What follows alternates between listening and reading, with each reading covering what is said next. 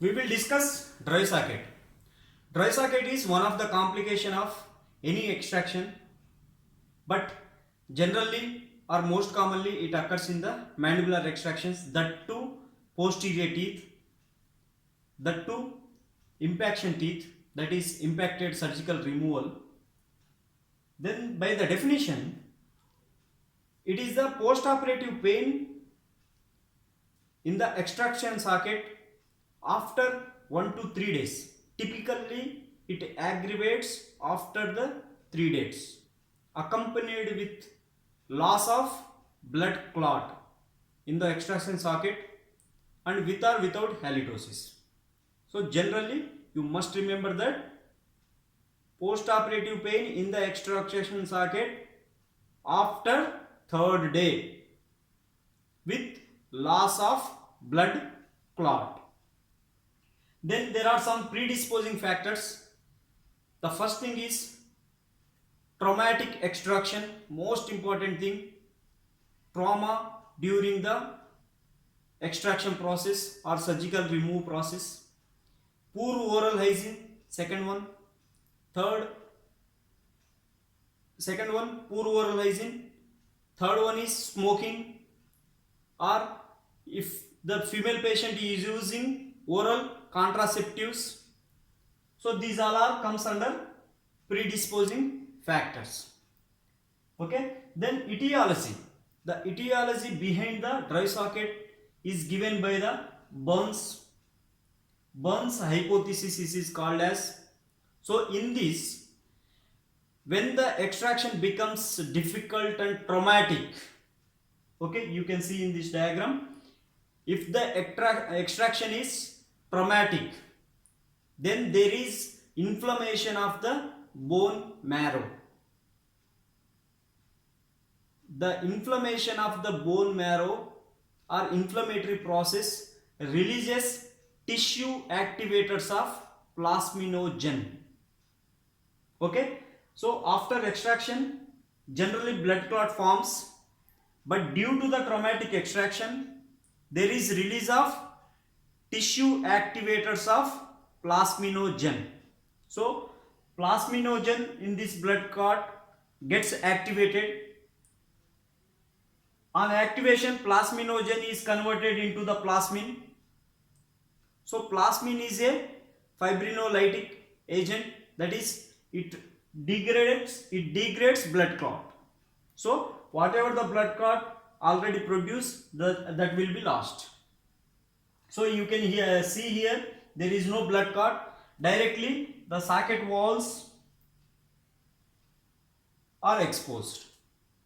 Okay, so in the Burn hypothesis, the most important factor is traumatic extraction, that will produce inflammation, that will produce tissue activators of plasminogen, so that plasminogen is converted into plasmin, that will result in the degradation of blood clot.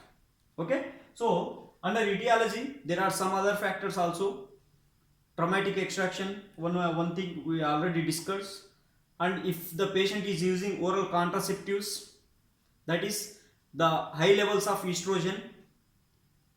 In the oral contraceptives there are high levels of estrogen, so that will decrease the blood circulation. Okay, and then there are some other features.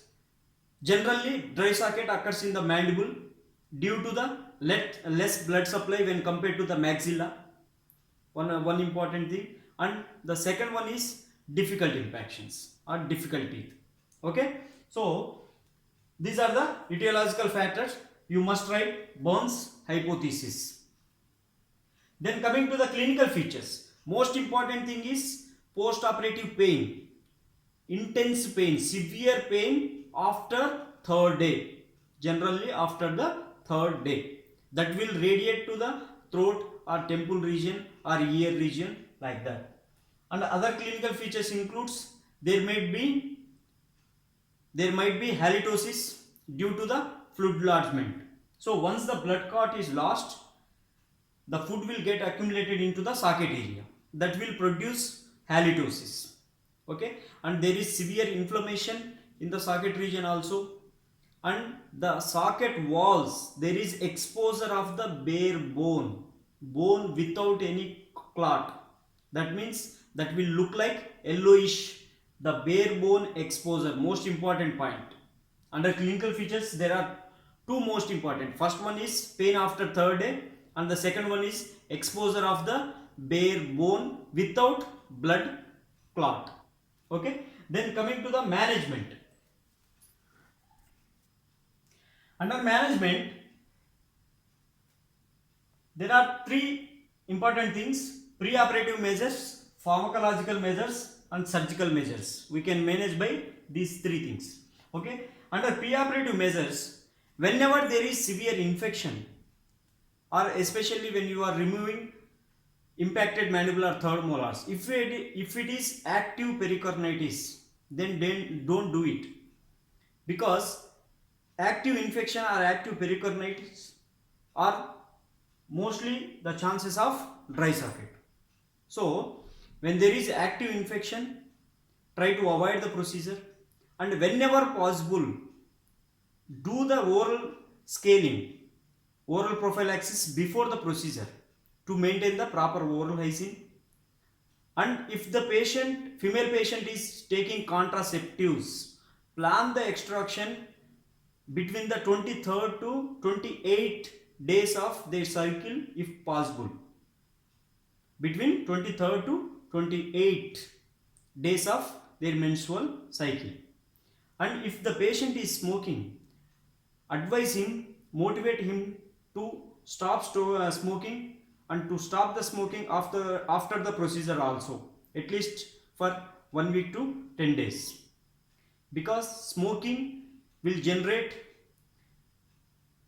local temperature elevation in the oral cavity that will may disintegrate the blood clot.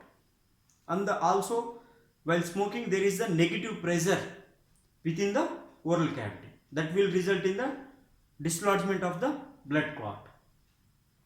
So these are the some of the measures which you must take before the procedure to avoid the traumatic extractions. Take a IOPA and assess the difficulty you may encounter during the procedure.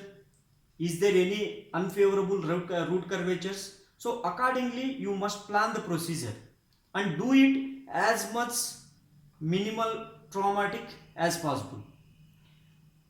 If the dry socket happens, then try to do these pharmacological measures. That is, first thing you have to prescribe antibacterials to prevent the infection, and then do irrigation with the antiseptics, that is chlorhexidine solutions can be used, and then prescribe the painkillers, and you may use antifibrinolytics also. These are clot stabilizing agents, that is tranexamic acid, epsilon aminocaproic acid, like that. So these acts as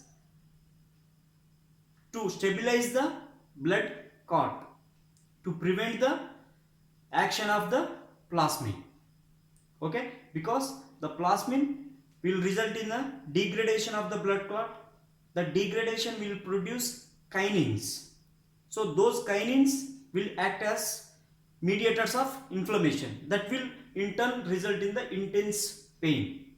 So try to use antifibrinolytics, and you must confirm before the procedure, before the closure, you must confirm there is the formation of blood clot, because if there is no blood clot, then try to scrape the walls, produce the bleeding, produce fresh bleeding, and try to form the blood clot before closure or before you are sending the patient. This is most important thing. And avoid excessive irrigation when doing the procedure, because if you do the excessive irrigation, that may result in the disintegration or no formation of blood clot. Okay, so then clot stabilizing agents, other clot stabilizing agents like Surgicel, you can may also use those things. and use octandent dressing. Okay, especially you use zinc oxide eugenol dressing until it heals. What do we do? Zinc oxide powder and eugenol liquid, mix them both in a very thin consistency and make a gauze. Apply the wet that gauze in this solution and place that gauze in the socket. This gauze should be there for 3 days and you change that gauze after the 3 days until you appreciate the wound healing. So in this, the eugenol will act as analgesic and it will suppress the nerve endings. So thereby reducing the pain. Okay, generally we use that, but there are some other commercially prepared products also. For example, Alvogel.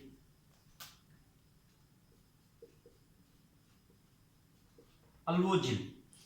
This paste contains iodoform that acts as antibacterial and eugenol that acts as analgesics. So we can use this also. These are the pharmacological measures. And you are going to do the surgical procedure.